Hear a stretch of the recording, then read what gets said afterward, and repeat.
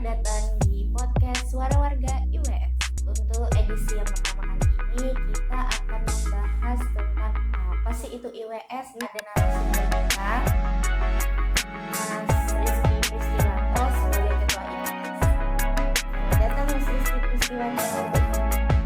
Sebelumnya biar kita kenal dulu ya Mas ya. Siapa sih Mas Rizky Pristiwanto ini? Jadi memang kebetulan saya jadi ketua Inforges Tubondo yang merupakan sebuah komunitas media sosial yang sebelumnya adalah hanya bergelut di Facebook sebenarnya. Namun di tahun 2023 ini kita lebih mencoba untuk masuk ke beberapa media sosial lainnya seperti TikTok ataupun YouTube. Jadi ya kalau ditanya siapa Rizky Pristiwanto ya kebetulan yang jadi ketua IWS. Itu aja. Sudah berapa lama Mas menjabat menjadi Ketua IWS?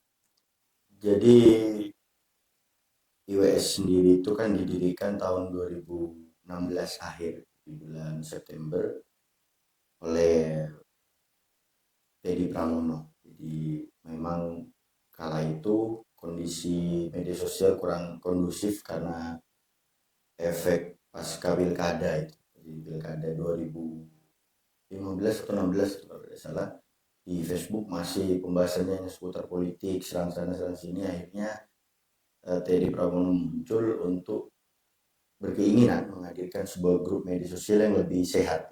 Artinya ya tetap ada kritikan, tetap ada postingan dari warga, cuman sehat gitu, tidak menyerang secara membabi buta atau juga tidak memuji secara berlebihan.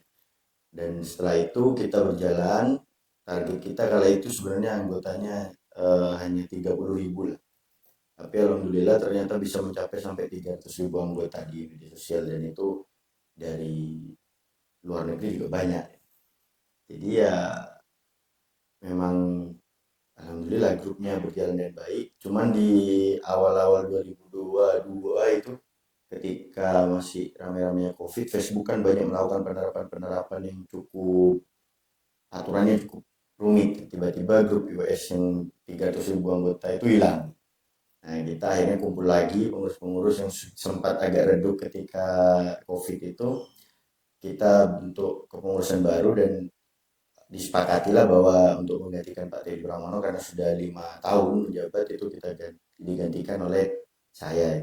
Jadi mungkin dari pertengahan 2022 sepertinya itu terpilihnya. Seperti itu. Cukup lama ya Mas ya.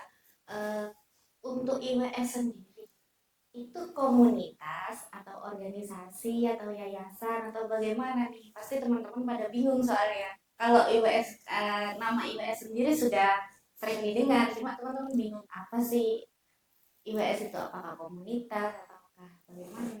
Kalau secara legalitas kita terdaftar sebagai perkumpulan. Jadi berkumpulan, jadi organisasi juga sebenarnya, tapi sebagai perkumpulan yang didaftarkan melalui Kemenkumham juga. Jadi kita sudah terdaftar di awal pembuatan itu, kita memang legalitaskan semuanya sebagai grup Facebook gitu, grup media sosial. Ya memang kalau dikatakan ya organisasi, harus sudah organisasi dan sifatnya lebih ke perkumpulan, artinya yang memang non profit gitu. Dan alhamdulillahnya memang respon masyarakat kala itu luar biasa. Selain cepat banyak yang gabung dengan kita, banyak yang posting, juga atribut-atribut yang kita tawarkan itu yang kita jual ke masyarakat juga laku, seperti stiker, seperti bondo, kaos-kaos itu juga lumayan. Akhirnya bisa untuk memodali perputaran grup dalam mengadakan kegiatan-kegiatan. Jadi banyak memang kegiatan yang kita pelopori setiap tahunnya, itu insya Allah pasti ada, yang mana bisa hadirkan manfaat lah ke masyarakat. Tujuannya sederhana, bahwa seperti jargonnya IWS itu hadir berbuat menambah manfaat, itu saja. Untuk Mas Rizky sendiri nih sebagai Ketua IWS sekarang, apa visi dari Mas Rizky untuk IWS kedepannya selama menjabatnya? Ya kalau IWS sebenarnya tetap pada koridor awalnya. Memang kita menjauhi hal-hal yang sifatnya politis. Dalam artian politis itu perdebatan-perdebatan tentang calon A atau calon B, apalagi setelah ini kita pilkada. Kita tetap pada tugas yaitu menginformasikan hal-hal yang bermanfaat bagi masyarakat, juga menjadi wadah aspirasi dari masyarakat, lalu juga eh, mudah-mudahan juga bisa mengedukasi masyarakat bagaimana bermedia sosial yang baik dan benar itu. Itu saja.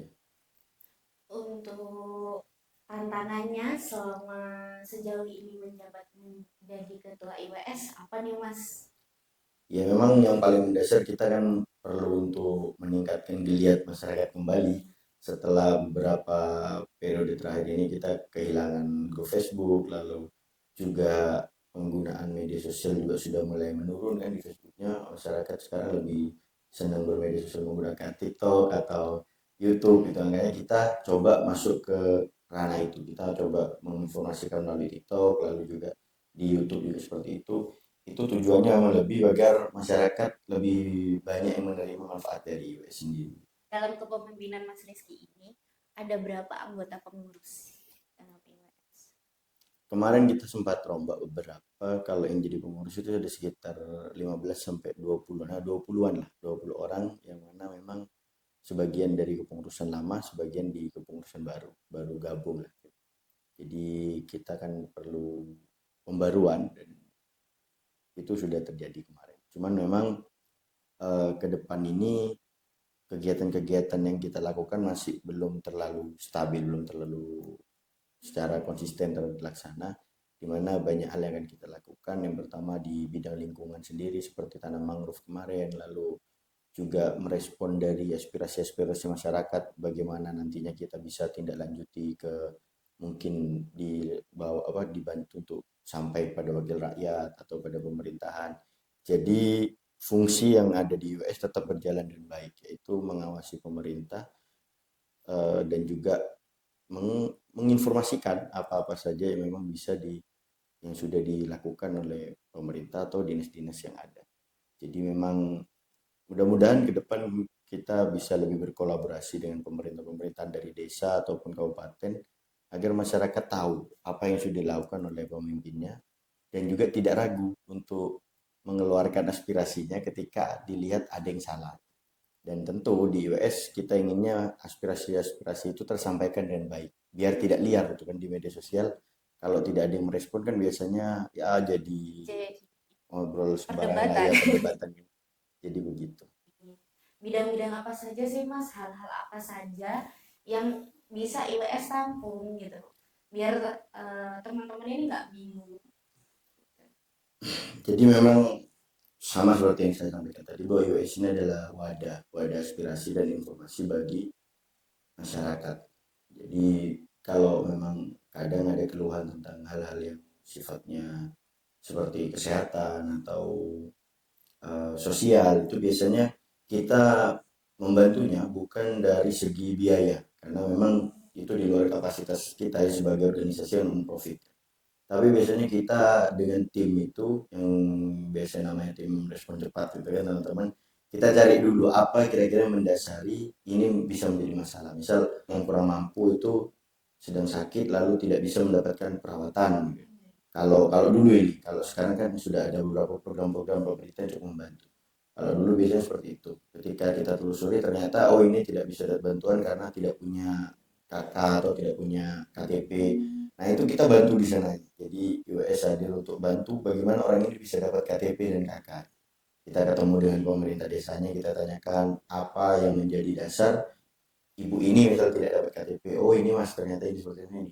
Kita carikan solusinya sampai bisa punya KTP, sampai bisa punya KK. Selanjutnya ketika sudah punya itu berarti kan tugas pemerintah desa untuk menjadikan bantuan. Artinya kita mencoba mencari jalan lalu coba membukakan jalan itu. Kalau uang kan sebenarnya kita bisa saja open donasi atau apa, tapi kan tidak bisa menyelesaikan masalah untuk jangka panjang. Kalau seperti tadi itu kan enaknya ketika sudah data ada, setidaknya ke depan dia sudah bisa dapat bantuan-bantuan yang dari pemerintah. Itu biasanya kita lakukan. Ketika langkah itu tidak berjalan dengan baik atau ada kendala, baru kita mentok ke open donasi itu. Ketika ada memang hal-hal yang tidak bisa kita buka jalannya, ya sudah kita open donasi. Jadi gitu. Itu kalau di bidang sosial. Kalau di bidang lingkungan, kita melakukan hal-hal kecil lah. Kayak kemarin tanam mangrove di beberapa titik-titik yang memang butuh bantuan untuk kita, maksudnya butuh butuh tangan-tangan kita itu. Dan ini siapapun bisa ikut, biasanya kita posting yang mau ikut yang sekitar sana ikut tak apa. Terus ketika ada aspirasi-aspirasi yang memang harus kita tanggapi, ya kita coba arahkan aspirasi itu bareng-bareng kita sampaikan ke wakil rakyat. Sederhana saja, memang hal-hal kecil yang kita lakukan dan mudah-mudahan sih bisa berdampak istimewa lah itu. Sangat istimewa itu kepada masyarakat. Selain menunggu aduan-aduan dari masyarakat, keresahan-keresahan masyarakat, IWS punya program nggak sih Mas? Biar bisa disampaikan program-program apa saja, biar masyarakat nih tahu. Ada kalau program-program yang kita lakukan memang seperti yang hal kecil tadi saya sampaikan.